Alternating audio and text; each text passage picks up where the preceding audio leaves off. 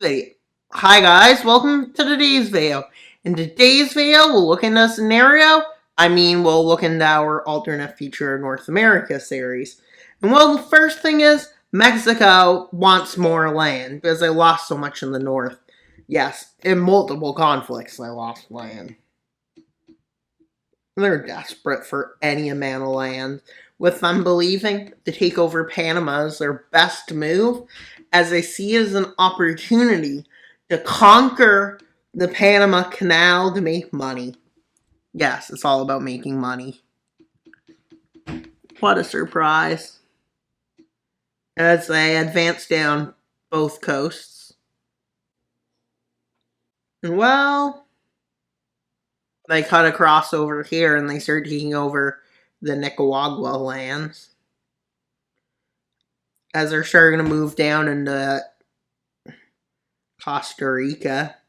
At this point, the Panamanian army is fully mobilized and being moved to the front. And at this point, Panama's counter-offensive happens. They advance a bit. They decide this is too slow, so they launch a naval landing south of Nicaragua, I guess you could say, but north of the front. And then they quickly advance to here, making supply harder, and they manage to hold on to this land, which leads to this area quickly falling.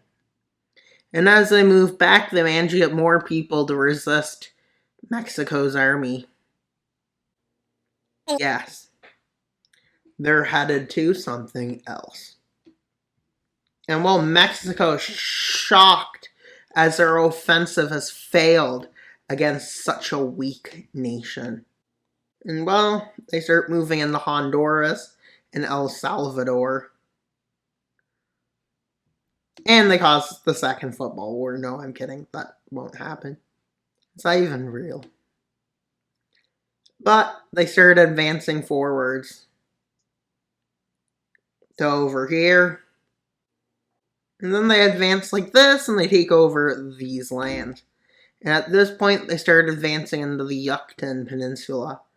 But they start getting held back there, so they launch an offensive over here and over here for the encirclement to Mexico City, and quickly Mexico City falls. And at this point, Mexico is forced into surrender. So let's see the peace treaty. Yucatan, Guatemala, Belize, El Salvador, Honduras, and all those nations. To their nation, Mexico is greatly embarrassed.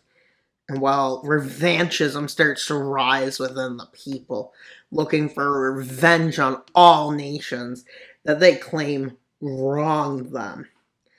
And at this point, we see the American Revival War. And well, they go to war with 4 nations. They believe to bring America back. Yes, bring America back. Yes, it had to come back, even though at the beginning of the series, this nation was divided.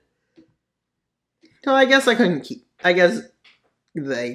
their identity hidden long enough.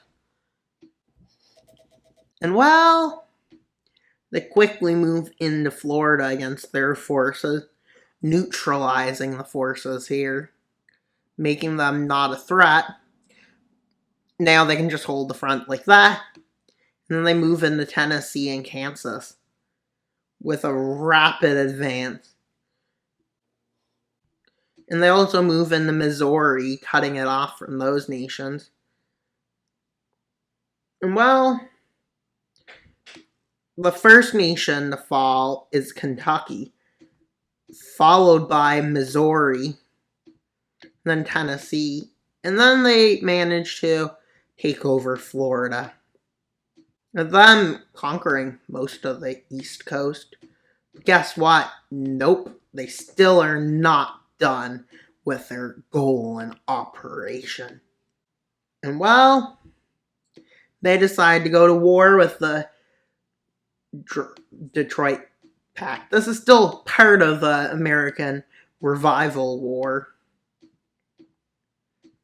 But it's going to be called the invasion of the Detroit Pact, simply because it's what it is. And this is getting pretty large already.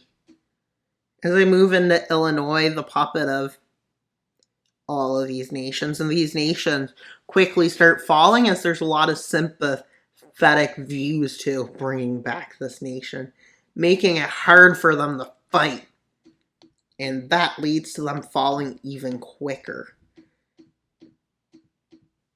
Of them showing loyalty for a different nation. And well, we can definitely say the neo-United States is coming back. And well, at this point, part of the Northern Pact decides to unite out of fear of American aggression. And these nations include New England, the Maritime Republic, and Newfoundland and Labrador Republic. They unite all three of them. You see, the decision by the California Republic for the invasion of not British Columbia, of, well, the Western Union. And they quickly decide to be their first goal, which becomes taking over Cascadia. America has two strong nations to go through now. With California pushing into Cascadia and launching an advance from here to put the siege of Vancouver, which quickly ends. And then the siege of Seattle begins. And they take it over. And then they advance into Vancouver Island, with them now advancing along the coast. As they quickly continue their goal of taking the place over, they now launch an offensive from this direction, headed towards Calgary, and one towards Winnipeg. The one towards Calgary starts an encirclement and quickly manages to take it, as one is advanced towards Edmonton, which quickly falls. In this offensive, well, it makes it to Winnipeg, and it takes the city over. And then they launch a spearhead right from here to bring supplies there, causing the collapse of there.